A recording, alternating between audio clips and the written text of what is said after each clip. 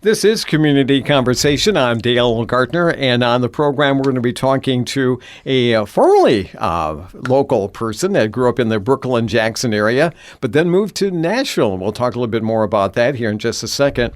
Would like to welcome in author Jeanette Elrod. And Jeanette, it's good to have you with us. Well, Dale, thank you so much for having me here today. I'm just honored. I truly am because, this is an area of my stomping grounds growing up. Yeah. So, yes, it's great. So you grew up here in the Brooklyn-Jackson area. Yes. But then you moved down to Nashville. When did that happen? Okay, I moved to Nashville in 1996 after a divorce, 25-and-a-half-year marriage, moved down there to seek my fame and fortune.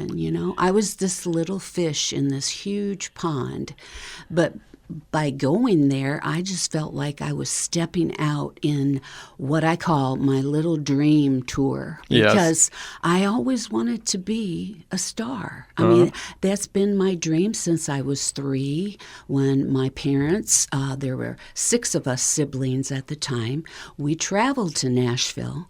And my dad loved country and bluegrass, and I apparently stood up, and my family never have let me forget it. I stood up and I said, I want to hear them pea pickers. So I wound up writing a song called Little Dreams, and I won a contest in 2023. And my poem was published. Wow. My poem was published about my little dreams. But Nashville's been good to me. I've had great experiences, then not such great experiences. Yeah. And I call myself a survivor. Sure. I am a survivor. I've recorded 3 CDs. The first one was at Glacier Brothers Studio in Nashville in 1981, and then I recorded in Michigan before I moved to Tennessee. I recorded an album entitled Little Dreams, and then I went on to record my third album, and that was back in Nashville in Hendersonville, and it was entitled 2 Miles of Ditch. And so my story is kind of like, things that I have gone through. Yeah. Good, bad, and ugly, Sure, Dale. sure. What I've experienced in my life. And the book I've written, basically, I got spurred on by writing this particular title back in 2000. My mother had passed away 20 years ago. And 2005, I'll take that back in, so it was 20 years ago. Mm-hmm. She passed away, and I woke up in my sleep, and God just said, you need to write a book about wounded vessels. And so, from that time on, it kept aching in my heart, like, I need to do it. I'm a writer, and I've written hundreds of poems, hundreds of songs, and none of them published, not a one.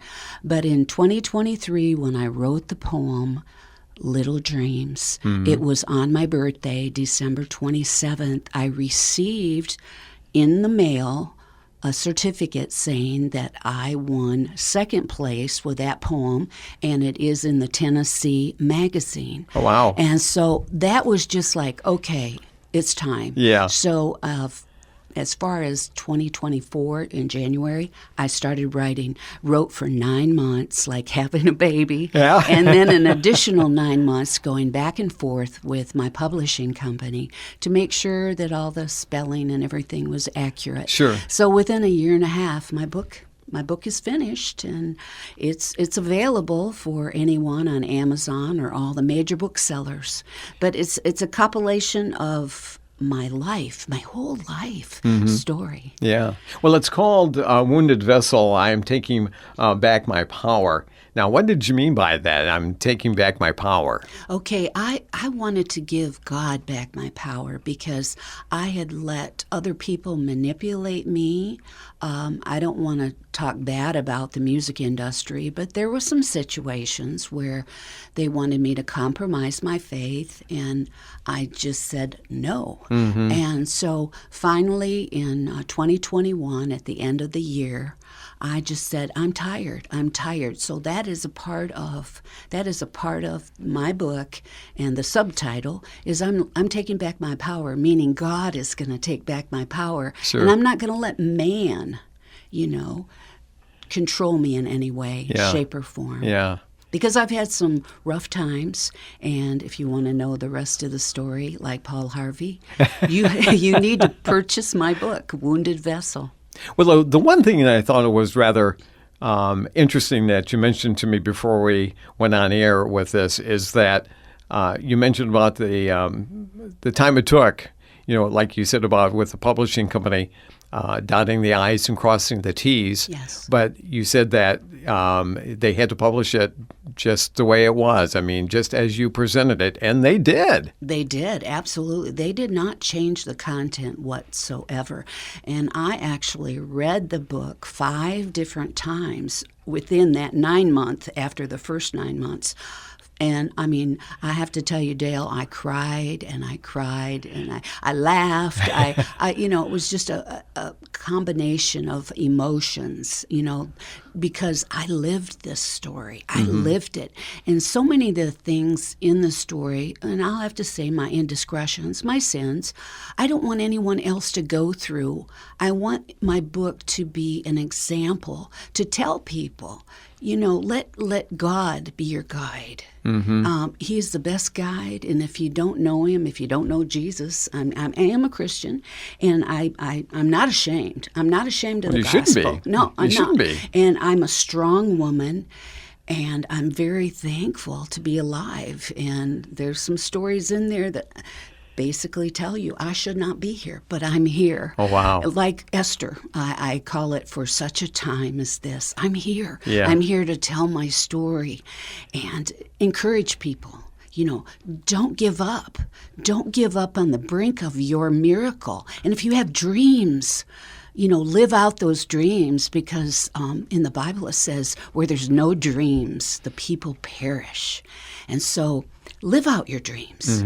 And God wants us to have dreams. I mean, He put us here to love Him and love people. And I love people genuinely. I really do. I have a desire to serve people. And most of my life in Tennessee was serving people as a nanny, as a housekeeper. I worked for the ex-mayor of Nashville and the ex-governor, or I worked with him while he was governor. He's now an ex-governor. But I've worked with prestigious people, record promoters, and I've met so many influential people that have given me courage to step out. Yeah. To step out. Well, you mentioned to me before we went on air about one of the people that you had met was Vince Gill. Yes. And that was quite a situation. I mean, it was quite a neat thing that you were able to meet him, wasn't it? Absolutely. I first met him in Jackson at the Pro-Am at the Country Club, and I knew he was going to be here, so I planned this ahead of time. Shame on me, but I had on 2 shirts. I had on a white undershirt, and it was a cute little tee, and then I also had on an overshirt that was striped. Well, Vince was out on one of the greens, and I went out there and I said, "Would you sign my shirt?" And he had a permanent marker with him, a black felt tip marker. Yeah. And I took the top shirt off, and he goes, "No." He said, "You people in Michigan are crazy." So my second story with Vince, I had won a vocal competition down in Nashville at the Nashville Palace when I first moved there. I auditioned on a Monday night, and I won the competition that night, meaning that I could open up for the house band on Music Valley. So that was pretty prestigious after leaving this Michigan, this little fish in this big pond. Yeah. And that particular night, I met Johnny Russell. And Johnny Russell's an old country. He's since deceased. Right.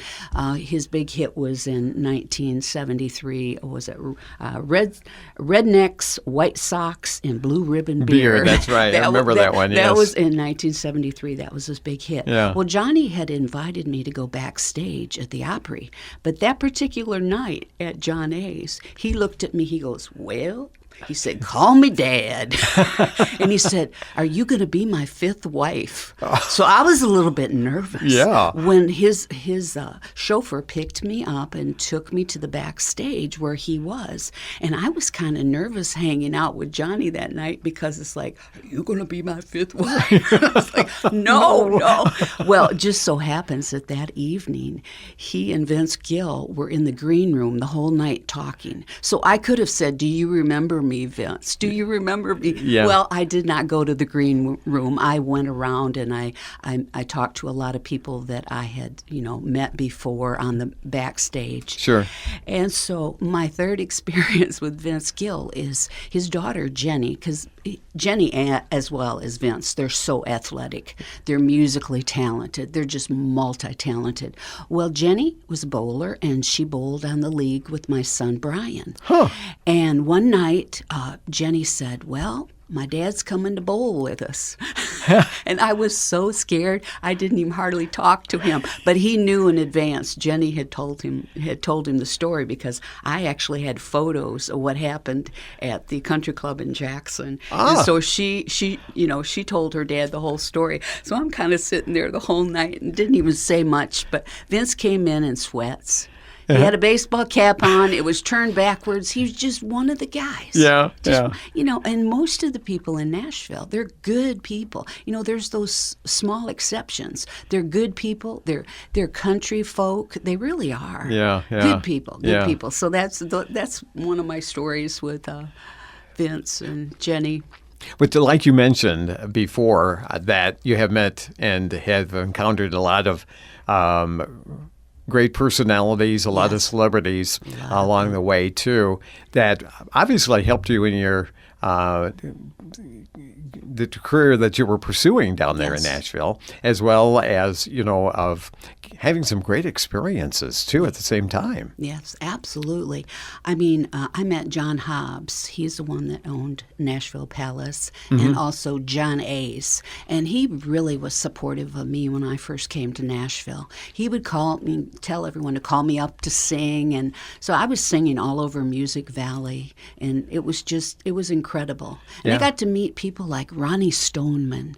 Yes. Oh, my gosh. And she passed away in 2024. Yeah. And Ronnie and I had so much in common.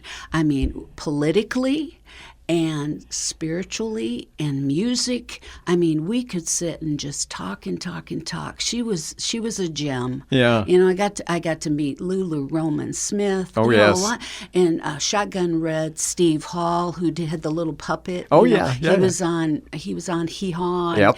And he was on Ralph Emery's show. And I've just had so many opportunities to meet wonderful people.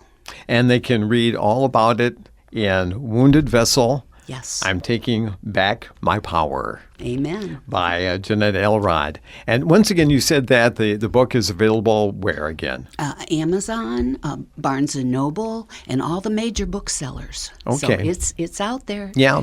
So all you have to do is probably just, do a search for Wounded Vessel, the book Wounded Vessel, and it'll probably pop up, right? Exactly. That's what everyone's told me. They said, Jeanette, all we have to do is put in Wounded Vessel, and there it is. Yeah. There it Excellent. Excellent.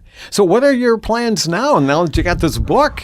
Well, it's been eye-opening. Once you write a book, it's like, okay, then you have to take the next steps.